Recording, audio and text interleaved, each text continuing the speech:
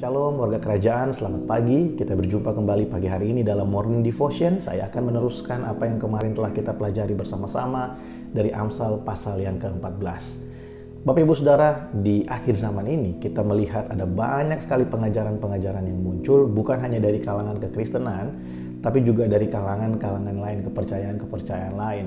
Nah, saudara tahu bahwa pengajaran-pengajaran di akhir zaman yang muncul ini selalu menekankan yang namanya kebaikan. Kita berbuat sesuatu yang baik, menolong sesama, sangat menyentuh yang namanya kemanusiawian ya, rasa saling mengasihi satu dengan yang lainnya ya, sangat bersentuhan dengan yang namanya emosional. Ketika hal itu baik dan menolong kita, ketika hal itu bisa memberikan kita ketenangan dan rasa puas ya, itu semua dianggap sebagai sesuatu yang baik hari-hari ini ya. Ada banyak pengajaran yang menekankan tentang pemuasan keinginan, pemuasan hasrat dari manusia ya. Ada yang menekankan kehidupan yang penuh dengan kesederhanaan ya, seolah-olah kita tidak mengejar sesuatu dalam kehidupan ini, biar semuanya berjalan baik-baik saja. Dan semua pengajaran-pengajaran seperti itu kelihatannya baik.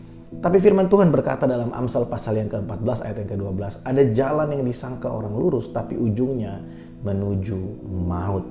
Saudara, kita perlu berhati-hati ketika kita memperhatikan atau mendengarkan banyak statement-statement yang sedang berkeliaran di sosial media dan dimanapun kita berada. Karena saudara tahu bahwa yang namanya New Age Movement ya, atau ada suatu kegerakan, ada gerakan di akhir zaman ini yang berkata kamu bisa dengan kemampuanmu sendiri, kamu mampu dengan dirimu sendiri, kamu bisa menang dengan kemampuanmu sendiri. Yang penting kamu berbuat baik, yang penting kamu tidak menyusahkan orang, yang penting kamu melakukan segala sesuatu itu dengan tulus. Ya, itu adalah sesuatu yang membawa keselamatan, itu adalah sesuatu yang perlu untuk dikejar. Saudara, memang semua itu perlu untuk kita lakukan. Berbuat kebaikan, melakukan apa yang baik kepada orang lain, berusaha hidup damai dengan semua orang.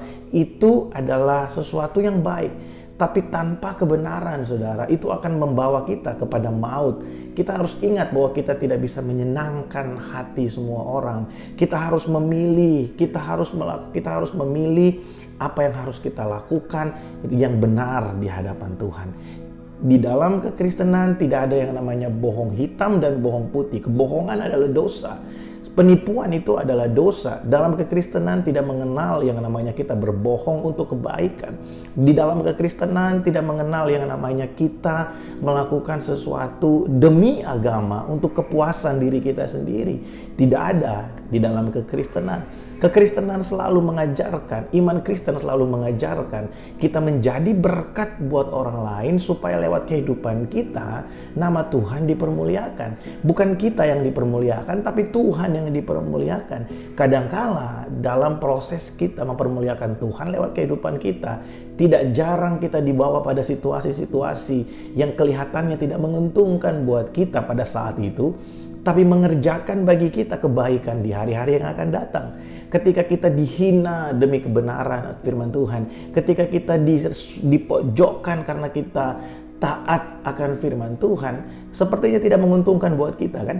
Tapi sebenarnya kita sedang mengerjakan kebaikan untuk hari depan kita. Mungkin kita tidak menuai apa yang baik itu, tapi anak-anak dan cucu kita akan menuai apa yang baik dari apa yang kita tabur.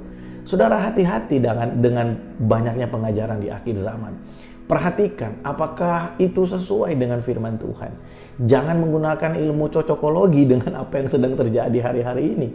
Kita melihat ada banyak sekali public figure ya di televisi ya, yang mengeluarkan kata-kata yang bijaksana luar biasa. Ya, ada yang berkata, wah kita harus bisa menerima kelemahan orang lain. Kita harus mencintai orang setulus hati kita. Kita harus menerima kekurangannya selama dia ada bersama-sama dengan kita.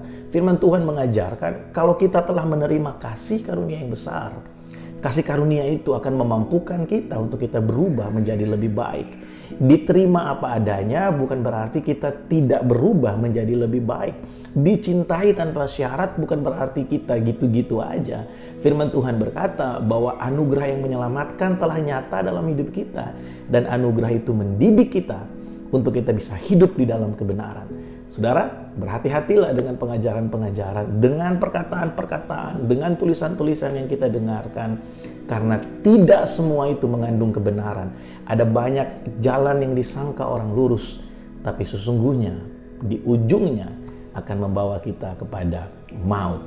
Kita perlu tuntunan Roh Kudus, kita perlu tuntunan firman Tuhan untuk kita bisa memilih, memilah, kita bisa memfilter apa yang kita renungkan, apa yang kita baca, apa yang kita dengarkan setiap hari. Mari kita berdoa.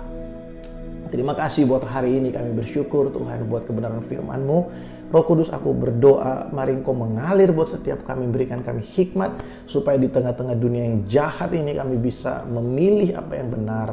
Kami bisa memilih untuk merenungkan mana yang benar dan berkenan di hadapan-Mu. Kami tahu bahwa hidup kami hari-hari ini ada di tengah-tengah lingkungan yang sangat bisa menjerumuskan kami. Tapi kami bersyukur buat anugerah-Mu dalam Yesus Kristus. Kami menerima Roh Kudus yang akan memberikan kami hikmat, mengajarkan kepada kami segala kebenaran-Mu. Berkati umat-Mu ya Tuhan, supaya kami bisa berjalan terus di dalam kebenaran-Mu. Pimpin kami ya Roh Kudus, supaya kami tidak salah melangkah dalam kehidupan kami. Terima kasih Tuhan, kami bersyukur buat hari ini. Di dalam nama Yesus kami berdoa. Amin.